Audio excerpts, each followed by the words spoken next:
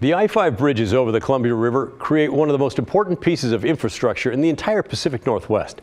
That's why our show is taking a close look at the replacement project and bringing you lots of updates as the process moves along.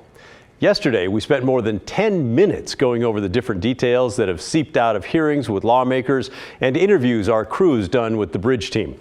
We're not going to go over everything that we covered yesterday, but there are a few highlights worth reminding you about. The bridge design will be a twin-span structure, just like the current bridge.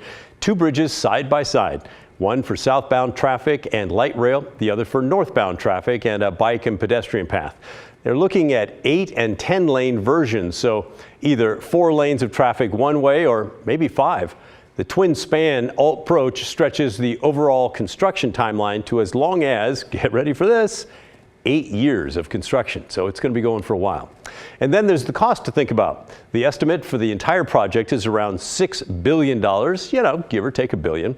The bridge alone, the part that goes over the Columbia, not another bolt. It's going to cost about $1.5 to $2 billion. And then there's the interchanges. The interchanges around the bridge, rebuilding and upgrading 7 of those surrounding I-5 interchanges. There's going to be 4 on the Washington side, 3 on the Oregon side. Check out the price tag for that. Between $2 and $3 billion, more than the actual bridges.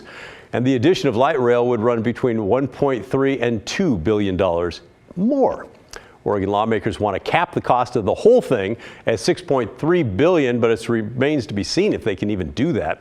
After our segment last night, we asked you for your thoughts on the bridge plan as it stands right now. Light rail is a sticking point for many of you. John says, stop building for yesterday and build for tomorrow. 10 lanes and no light rail tracks and 2 alternative lanes each way. Start building this bridge ASAP. But Marty chimed in.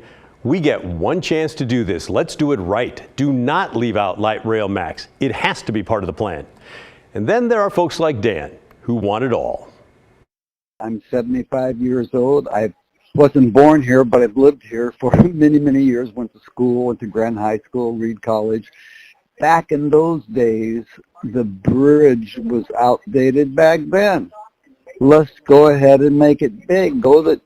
Spend all the money, make it big for the new people. I don't care anymore if it's for the young people. Make it big, make it tall, make it easy.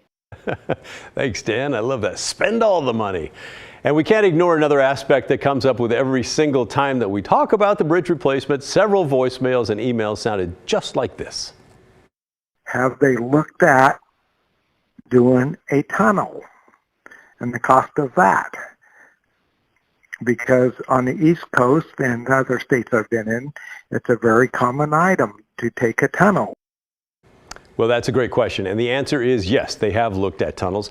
2 different options. First, a bored tunnel. That's a huge tube that basically goes under the river.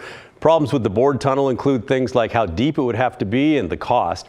They didn't even do an estimate because apparently it'd just be out of this world. Then there's the immersed tunnel. That's a tunnel that's put together in segments, then sunk into a channel that's cut in the floor of the river. For that option, a few interchanges would need upgrades, and there are environmental concerns because of the need to trench and dredge the entire width of the Columbia River.